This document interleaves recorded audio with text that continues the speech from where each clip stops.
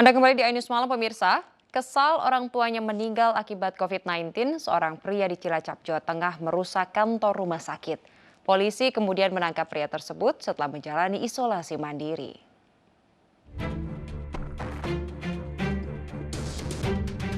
Inilah kantor Rumah Sakit Umum Daerah Cilacap, Jawa Tengah yang dirusak seorang pria akhir Juni lalu.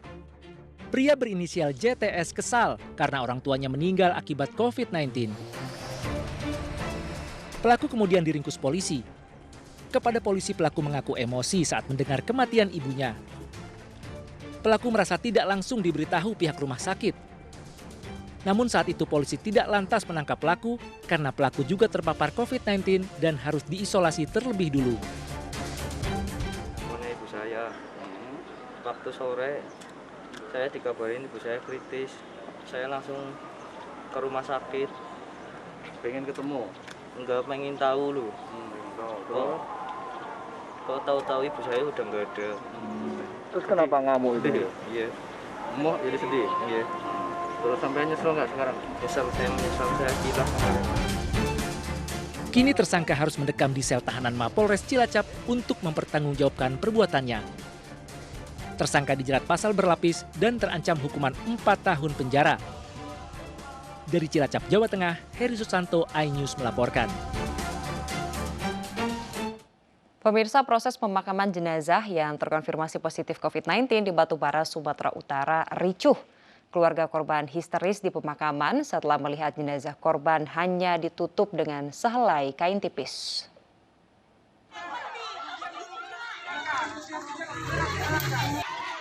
Jerit dan tangis histeris keluarga korban tak terbendung ketika jenazah yang masih di dalam peti dibungkus plastik dibuka. Ternyata jenazah pasien COVID-19 hanya ditutupi oleh sehelai kain putih yang tipis dan transparan. Menurut warga Simpang Kopi, Kecamatan Seisuka, Batubara, Sumatera Utara, supir ambulans bersama petugas dari rumah sakit berusaha menghindar dan meninggalkan ambulans di lokasi pemakaman karena khawatir menjadi pelampiasan emosi warga. Namun pihak keluarga berusaha mengamankan supir ambulans bersama rekannya membawa ke lokasi pemakaman sambil menunjukkan kondisi mayat yang hanya ditutupi sehelai kain saja. Setelah dibuka abang saya yang nomor 2, bahwasannya kain kafannya itu transparan. Maaf cakapnya, dari dada sampai kemaluannya nampak. Apakah itu disebut dengan layak? Menurut keluarga, kakak kandungnya dirawat di Rumah Sakit Bayangkara Tebing Tinggi dan meninggal dunia karena COVID-19. Pihak rumah sakit kemudian meminta pihak keluarga memakai alat pelindung diri untuk memakamkan jenazah.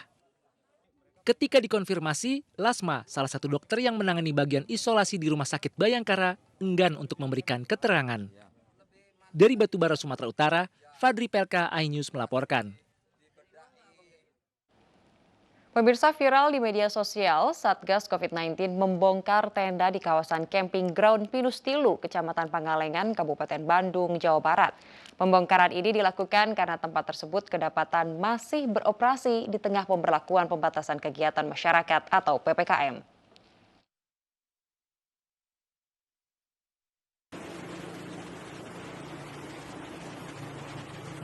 Video detik-detik Satgas COVID-19 membongkar tenda di tempat camping Pinus Tilu, Kecamatan Pangalengan, Kabupaten Bandung, Jawa Barat viral di media sosial. Dalam video yang berdurasi 19 detik itu, Satgas COVID-19 mulai dari TNI, Polri, juga Satpol PP membongkar tenda camping. Aksi itu dilakukan Satgas COVID-19 Kecamatan Pangalengan karena tempat camping tersebut kedapatan masih beroperasi dan menerima tamu di tengah pemberlakuan pembatasan kegiatan masyarakat atau PPKM. Dan responnya sangat bagus. Untuk warga masyarakat di dalam, khususnya Pangalengan sendiri, sangat merespon hal tersebut. Kegiatan yang positif terutama untuk mengurangi kerumunan masyarakat. Sementara itu, pengelola camping Pinus Tilu mengakui kesalahannya karena beroperasi di tengah pelaksanaan PPKM. Namun pihak pengelola camping mengatakan bahwa tempat yang mereka kelola bukan merupakan destinasi wisata, melainkan jasa akomodasi atau penginapan dan sudah menerapkan aturan dengan membatasi kunjungan sebanyak 50%. Sebetulnya kemarin itu pada hari Jumat, memang kita mengakui lah kesalahan kita. sebagai apa? Kita sebagai pengelola di Pinus Tilo gitu ya kan. Cuma kita kan beroperasi di saat pandemi gitu. Tapi sebelumnya dari pihak Satgas atau dari pihak kepolisian pun belum ada pemberitahuan. Guna menghindari kerumunan, Satgas COVID-19 Kecamatan Pangalengan mengimbau pengelola tempat camping agar menutup sementara selama kebijakan PPKM berlangsung. Dari Kabupaten Bandung, Jawa Barat, Erik Fahrizal, iNews melaporkan. Pemirsa, PPKM level 4 berdampak pada pengusaha restoran dan perhotelan. Sebagai tanda menyerah, ratusan pengusaha restoran dan hotel di kawasan Puncak Bogor memasang bendera putih. Sementara di Purwakarta, pengusaha perhotelan merumahkan sebagian karyawannya untuk menutupi biaya operasional.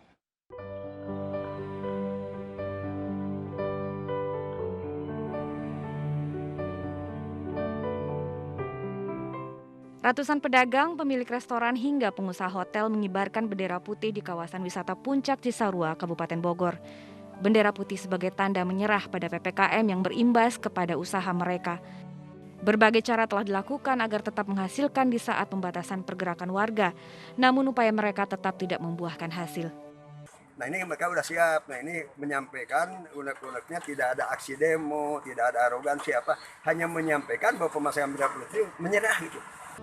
Di Purwakarta, Jawa Barat, sejumlah hotel terancam gulung tikar akibat sepinya wisatawan yang berkunjung ke daerah ini. Perhimpunan Hotel dan Restoran Indonesia di Purwakarta mencatat saat ini 18 hotel diambang kebangkrutan dan 2 hotel yang berada di jalur penyekatan sudah tutup total dan 2 lagi segera dijual.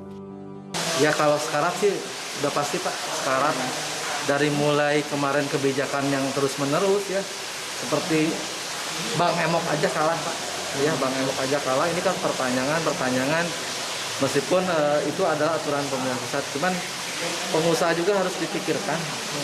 Seperti hanya bansos untuk karyawan, kita ucapkan terima kasih. Cuman untuk pengusahanya gimana nih? Pariwisata menjadi salah satu sektor paling terpukul pandemi COVID-19 yang berkepanjangan. Pembatasan pergerakan masyarakat berdampak pada penurunan pendapatan dari para pelaku usahanya. Akibatnya, pengusaha kewalahan menutupi biaya operasional. Agar tetap bertahan, keputusan merumahkan karyawan pun tak bisa dihindari.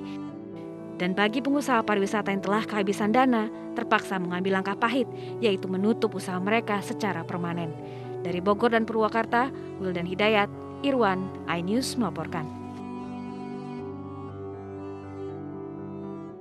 Satuan Reserse Kriminal Khusus Polres Jakarta Barat menahan tersangka Komisaris PT Asa terkait kasus penimbunan obat COVID-19. Tersangka diperiksa selama 7 jam dan dicecar 71 pertanyaan.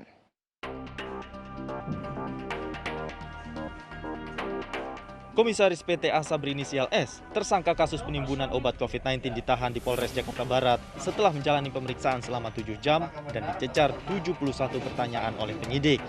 Tersangka dijerat Undang-Undang Perdagangan dengan ancaman 5 tahun penjara. Sementara tersangka Direktur Utama PT Asa berinisial YP, polisi masih menunggu hasil pemeriksaan tim dokter kesehatan Polres Jakarta Barat.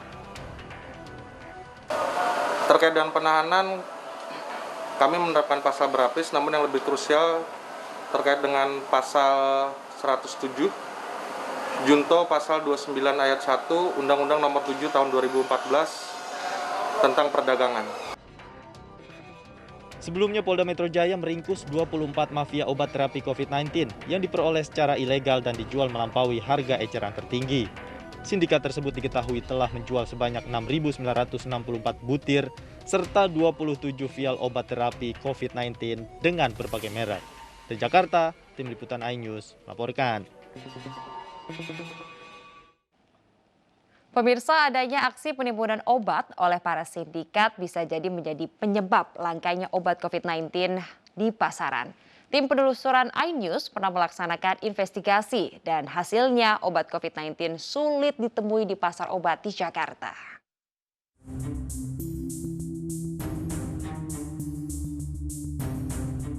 Sejumlah obat terapi antivirus seperti oseltamivir, favipiravir, dan azitromisin menghilang dari peredaran. Lebih dari 5 toko penjual obat di Pasar Pramuka, Jakarta mengaku tidak memiliki obat-obatan tersebut. Favipiravir, gak ada sembuh. Astrimorphin nggak ada juga. Vitamin? Vitamin 1000 ada, vitamin 1000 ada. Berapa duit? 85. Tidak hanya langka, harga obat terapi COVID dan vitamin juga mulai melonjak dari biasanya. Ini kosong semua ini, Asertimavir, Favipiravir. Ini ada ini.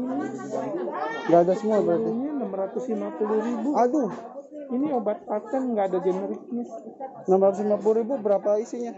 10 biji. Panadril ada? Buset ya, Panadril. 650.000.